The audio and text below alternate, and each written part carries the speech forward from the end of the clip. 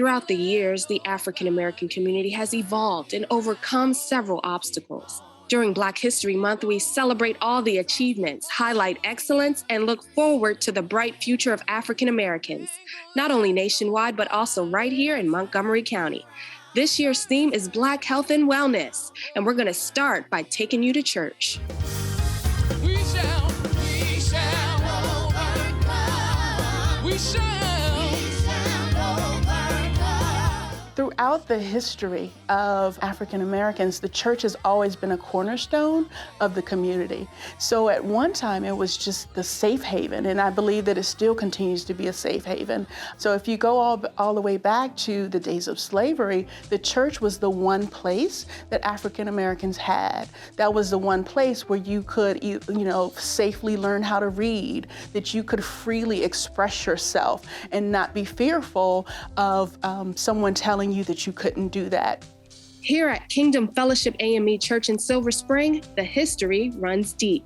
Our 4 core values are gather, grow, give, and go, which essentially is we go out into the community and serve everyone.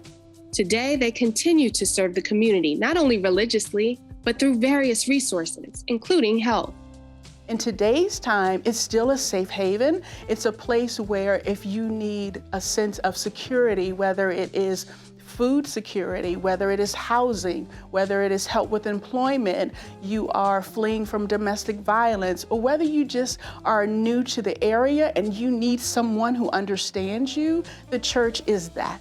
We offer a variety and array of resources. It is extremely exciting. So we have, since March of 2020, been offering our emergency food distribution. And we've been hosting those food distributions throughout the East County region. We're also serving in some of the hardest hit apartment communities. We also serve at the elementary schools that are in this area. And so we work directly with the principals and the staff to facilitate the food distributions that we have there. We're also supporting the Montgomery County Coalition for the Homeless. We supply their breakfast bags for their homeless men's shelter. We've partnered with African American Health Programs, so they've been here on Wednesdays. In addition to that, we've added on vaccines. So we work very closely with Holy Cross Hospital. They are one of our primary medical partners, and we started that over a year ago. Some of the clinics happen here, but again, with the clinics, we go out into the community and trying to make it easier for people to be able to access some of these services. Throughout the COVID-19 pandemic, Montgomery County's data dashboard shows that communities with a high percentage of African Americans have been impacted by health disparities, including lack of accessibility, which has been a troubling pattern in U.S. history. From a historical perspective, W.E.B. Du Bois pointed out the disparities that we've had in the African American community. So this is not new.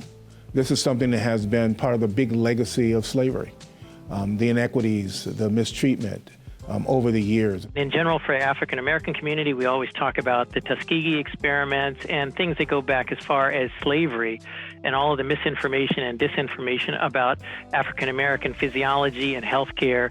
There's a healthy distrust of healthcare in general because we've been marginalized for so long. COVID-19 did, like many new diseases when they enter the community, it impacted the most vulnerable and those with disparities, and of course that means communities of color. And also people who had those underlying diseases of heart disease, lung disease, kidney disease. If they got infected, they were much more likely to get a severe case of COVID. And therefore we saw a disproportionate impact on communities of color. So there were so many limitations, throughout our history that really marginalized us. And in many cases, despite the best efforts of those who were practicing medicine, we got second-class health care because we were seen as second-class citizens. We continue to not treat everybody equitably in our healthcare system today. Some of it is conscious bias, but a lot of it is unconscious bias. And we have a lot of work to do to make sure that people recognize the disparities and the way they think about treating people in our system. African Americans are among those often overrepresented in the child welfare and criminal justice systems and experience higher levels of disadvantage on measures of health, education, and economic development. However, the Black community continues to prevail and has come a long way. We need to make sure that we do the kinds of things that we can to prevent illness in the first place. So getting down the ideal body weight is very important. So exercising, even if you just get up and walking. Nutritional and fitness awareness is another solution and can ultimately help the Black family structure thrive.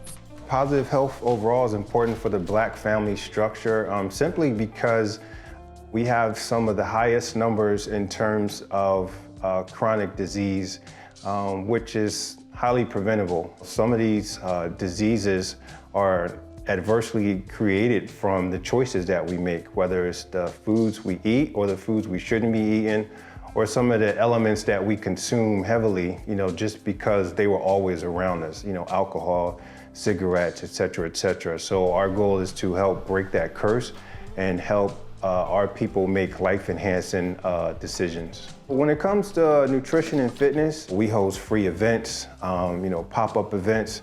We host an annual Fit Father's Day celebration downtown Silver Spring, where we see 500 to 600 families come out and do a group workout. We use the resources of the website. We have healthy recipes on there and simple recipes that dads can make themselves instead of taking their kids to fast food. A lot of our information is based on eating more fruit, vegetables, and whole grains. So I feel as though overall health and fitness, changing the mind, how the brain thinks about making decisions, also gives us the willpower to stay on the course to make other positive life-enhancing decisions. So I think if the Black family structure had a little bit more of that as the basis, as the foundation, we wouldn't have as many obstacles and hurdles that we face. Black families also need healthy moms and babies. We care for the mind, body, and soul. According to the African American Health Program, a disproportionately high infant mortality rate exists in the African American population. Research has shown that there are disparities between the Caucasian population and the African American population in terms of birth outcomes. So our African American babies do poorly in labor, delivery, care. We have more comorbidities like hypertension, diabetes, just more stresses in life. That's why the organization's maternal and child health focus area seeks to improve the likelihood of good pregnancy outcomes among Black women in Montgomery County. What we do as a registered nurse, case manager, we call the clients and we eliminate or try our best to eliminate any stresses that they may have. If they have issues with paying their rent, we try to assist them with that. If they have relationship issues, if they have medical problems, if they go to the physician and their physician uses terminology that they're not familiar with, or sometimes they may feel intimidated by the physician, they'll come to us. We'll explain to them what their diagnosis is. We educate them on proper nutrition, the importance of exercise, the importance of taking their medications as ordered by the provider. Our program stresses the importance of education, which we use as prevention from becoming preeclamptic, from becoming hypertensive, from becoming diabetic.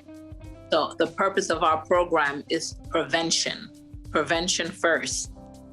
And how can some of these health disparities within the Black community be addressed? Leadership and representation of African Americans in healthcare can help lead to a possible solution. Especially in a diverse community like Montgomery County, people need to see themselves in leadership in order really to even trust healthcare. So I think it's very important to see representation, whether it's minorities in nursing, minorities as physicians, even the front desk staff that welcomes people into the hospital. The more people see themselves, the more comfortable they are with healthcare. And county leaders are also already working towards a solution, which includes the Racial Equity and Social Justice Act, which was spearheaded by Councilmember Nancy Navarro and enacted by the full council in 2019. And this passes unanimously. Thank you, everybody. The legislation was brought forth to serve as an instrument to begin dismantling persistent disparities seen throughout history. This is an instrument that we can use to equip us to better address these issues, both legislatively and through budgetary decisions and through initiatives, et cetera. It is groundbreaking, and so that would apply for all of our folks who we know continue to be challenged with health disparities, and make sure that social justice does have that in definition. We're taking this step forward in making more of a reality that everyone here in our county, regardless of who they are, can get one step closer to realizing the promise of Montgomery County. United we win, working and building towards a brighter future. We